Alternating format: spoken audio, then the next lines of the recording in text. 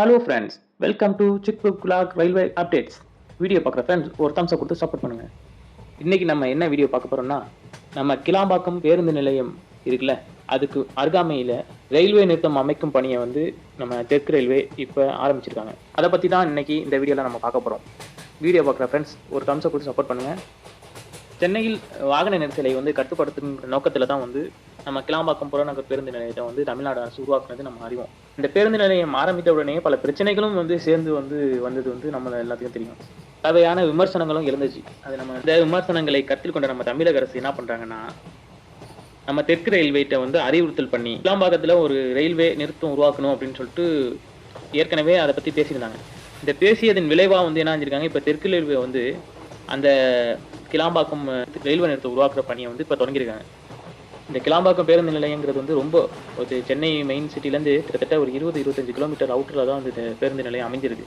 இது மக்களுக்கு வந்து ரொம்ப மிகப்பெரிய சிரமமாக தான் இருந்துச்சு. ஏன்னா பேருந்து ஒழுங்காக சரிவர பேருந்து கிடையாது. சென்னையில் டிராஃபிக்கை தாண்டி அந்த பேருந்து நிலையத்துக்கு போகும்போது பார்த்தீங்கன்னா பல இன்னல்களை வந்து சந்திக்கக்கூடியது இருக்கும். பஸ்ஸு நேரத்தில் மிஸ் ஆகிடும், பஸ்ஸு கிளம்பிடும், கரெக்டாக நேரத்துக்கு அந்த நேரத்துக்கு போக முடியாது.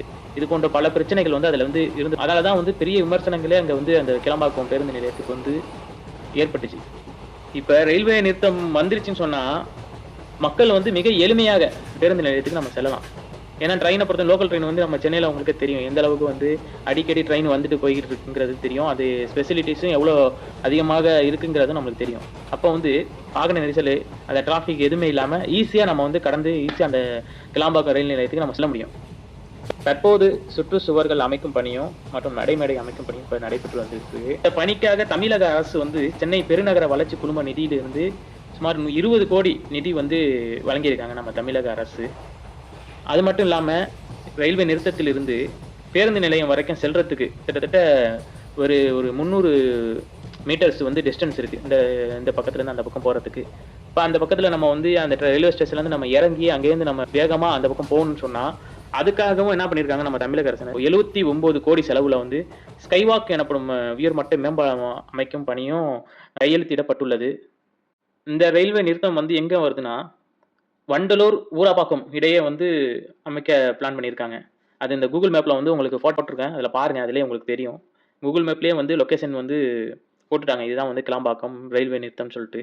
இந்த ரயில் நிலையத்தில் பார்த்தீங்கன்னா புறநகர் ரயில்களுக்கு 2ம் அதிவேக ரயில்களுக்கு 1ம் மொத்தம் 3 நடைமேடைகள் அமைய உள்ளது. பிளாட்ஃபாரம் வந்து 3 பிளாட்ஃபாரம் வந்து அமைக்கிறதுக்கு பிளான் பண்ணியிருக்காங்க ஃப்ரெண்ட்.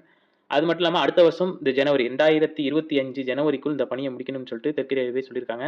ஓகே ஃப்ரெண்ட், யாரெல்லாம் இந்த ரயில்வே நிறுத்தம் தொடங்க காத்திருக்கீங்கன்னு ஒரு கமெண்ட்ல சொல்லிட்டு போங்க.